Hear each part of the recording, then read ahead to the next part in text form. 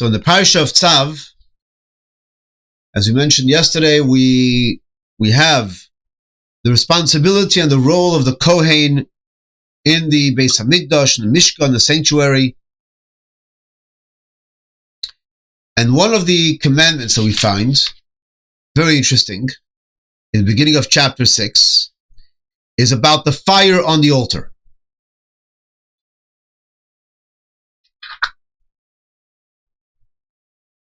Fire on the mountain. So, the fire on the altar should be kept burning upon it. It must not go out. The priest should kindle wood upon it every morning, and upon it he should arrange the burnt offering, make the fats of the peace offering, and a continuous fire should burn upon the altar. It must not go out. Very unusual that the Torah should repeat something. And we find, not only does it repeat it, it repeats both the positive and the negative. So, you could have the same statement being made, say the same thing, and just make the statement that the fire should continuously be burning. Would I not understand that it shouldn't go out? If it's going to be continuously burning, it shouldn't go out.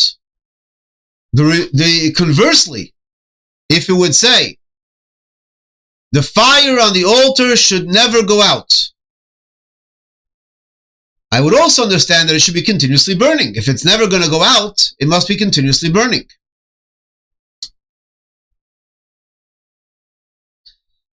Now let's add another layer to it.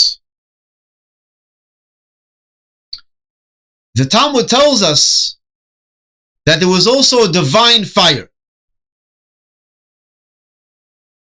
A divine fire that would come and consume the offerings. So this is on a spiritual level. There was a divine fire, which makes it all the more confusing.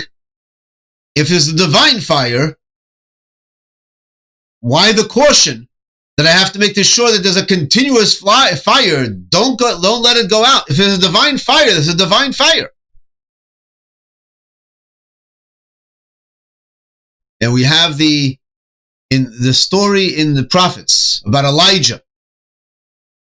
We read about this in the Haftorah a few weeks ago, where Elijah has a showdown with the pagan priests of Baal, that they would worship. The people would be worshiping the pagan idol of Baal. And so this has become so rampant in Israel that Elijah challenged the people. Let's recognize who the true God is. And ultimately, to make a long story short, this is not the topic of today, but he challenges them to a showdown that you have to prepare an offering, but the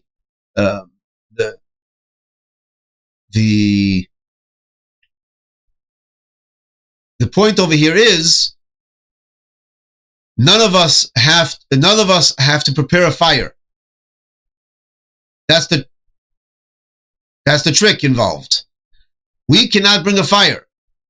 The true God will have to bring a fire. Will have to provide the fire. So if Baal is the true God, let Baal provide the fire. If God is the true God, He will provide the fire, etc. And ultimately, fire comes down from heaven and consumes the offerings. We find a similar thing in next week's Torah portion. Where ultimately a fire comes down from heaven and consumes the offering. So if there's going to be a fire coming down from heaven, why the caution? Why the needs to emphasize the constant fire, the caution it shouldn't come out?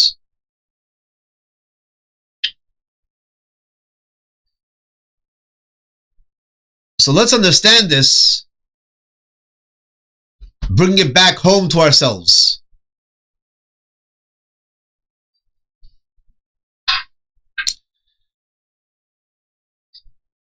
this concept of the sanctuary is no different than our home. In fact, that's what we have. That is the mission that we have in our home, that our home should be a sanctuary, not just a place where we feel comfortable and we can relax, but it's a place which nurtures our very essence. It's a place called home.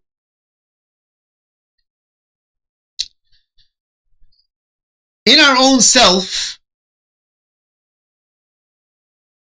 we have an inner fire, an inner pilot light. That inner pilot light is a soul, a divine soul. We have to make sure that that inner pilot light is continuously burning and make sure it doesn't go out. What does it mean it doesn't go out? How could the pilot light go out? That inner light is always there. Sometimes that inner light is clear as a pilot light. Sometimes that inner light is smothered by so many things which we put up on top of it. Ultimately, it doesn't go out, but it may change its nature. Similar to a coal, where the coal, you look at the coal and you think, look, it's black. The coal, it seems that it's gone out. You pick it up, ow! You burn yourself. No, it didn't go out. It's live. If you blow it, it turns red. But it's like kind of you don't see it's not a burning coal. It's not even black. It's like white, completely white, ashen. But you don't see any fire. You don't see any light. You have to blow on it. And you have to, and it may be on the brink of almost going out, but it's still there. That coal has enough energy in it, enough fire in it, that from there you can bring it back to life. You can bring back the whole pile of wood back to life. The whole fire back to life. It's going to take some effort, but it's there. Those embers are live. This is the neshama inside of us. We have a responsibility that neshama's pilot light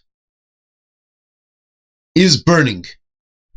Not only as a pilot light, but let's go one step further. For one person, it's a pilot light. It's there. Another person, it's so deep inside, it's like a live ember.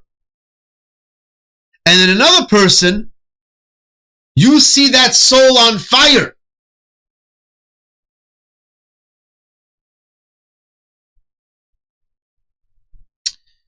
The Torah is telling us over here, we have a responsibility, both in the positive and the negative. We have to stoke the fire, make sure the fire is burning, and also there's the negative. Make sure it doesn't go out. Why the positive and the negative? If we have to make sure it's always burning, it doesn't go out. And if we're cautioned not to make sure it doesn't go out, it's always burning.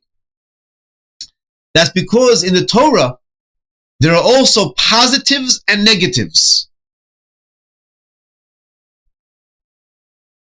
The positive mitzvahs that we do, the putting on the tefillin, the giving tzedakah, the davening, the learning Torah, the doing a mitzvah, the hearing of the Megillah, They're having a matzah on Pesach. That is stoking the fire, making sure it's continuously going. But then every so often, there are challenges of things which are endangering that fire, to smother the fire, to choke the fire, whether it's water being poured on, oxygen being taken out. What is that?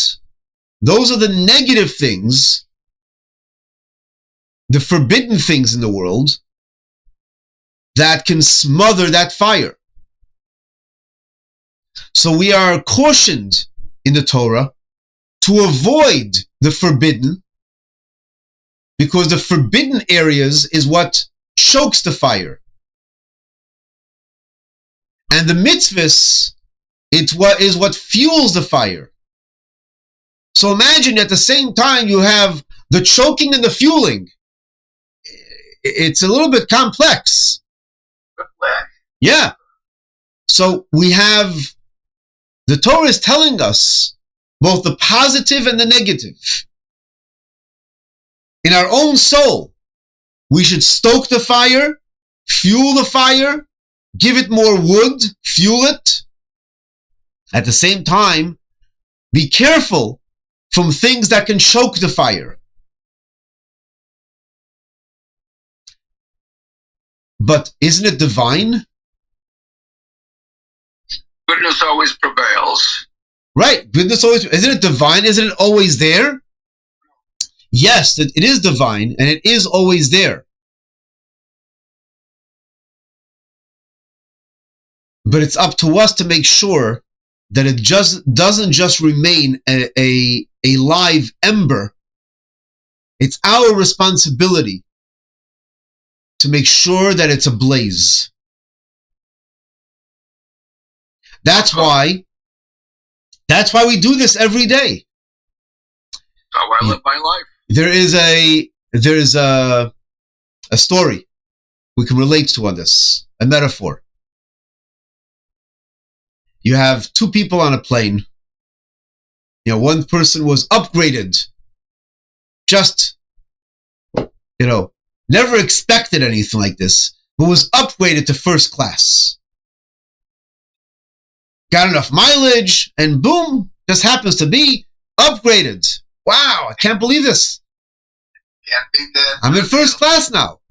I'm sitting next to someone in first class who happens to be an executive of a very big company. Turns out, executive of Coca-Cola. He's not flying the corporate jet. Oh. Well, yeah, I guess that day the corporate jet wasn't going. The CEO was using it. He couldn't. Yeah, exactly. Yeah, but he's low. I mean, he's lower on the level of the corporate level. Okay, he's not on the corporate jet yet. Not today, at least. He asks him, I had this question. Everybody knows Coca-Cola. Everyone knows it. Who has never heard of Coca-Cola? Is why do you keep on pumping money into advertising in Coca-Cola? Everyone knows Coca-Cola. He says, I have a similar question. Right now we've gone to the altitude. We're now cruising. We're now at the level we're cruising in the sky. Why do we have to have all the engines on? We're cruising already. We already got up there. We made our big ascent. We're up in the sky already. You could just cruise it. Turn two engines off. Why do you have to have two? What do you have to have all engines on for? Because what do you mean? If the engines don't keep us propelling where we are, we're going to end up falling. He says, exactly. The same is with every company. We can't take things for granted, even though everyone knows who we are, and there is a product recognition. We have to continuously bring that to the attention, to the consciousness of the consumer. Otherwise, it goes down. The same is also about our inspiration. the inner inspiration that we have. Inspiration is a responsibility. Sometimes we're inspired by an event. Something inspires us. We didn't consciously want to get inspired, but we became inspired by an outside event. It happens to us all the time. We can all relate to it. But then you see someone like, wow, that person is like live inspiration. Wherever they go, it's live inspiration. No, there's no such thing as just live inspiration. That person who you think is live inspiration is someone who is continuously working on stoking that fire, is continuously working on consciously remaining inspired.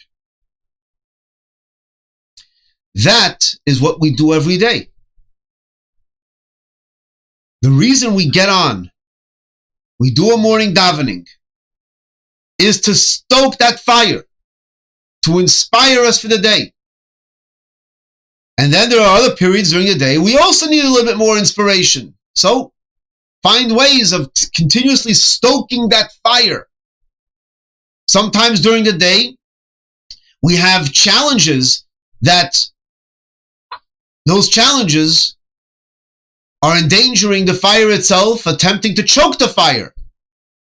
So we have to make sure that the fire is not choked, that inspiration is not gone. We have a responsibility to maintain that inspiration. So let's take that. Let's keep it going. Okay, good enough. Have an uplifting day. Thank you. Thanks very much. Thank you. Have an uplifting day.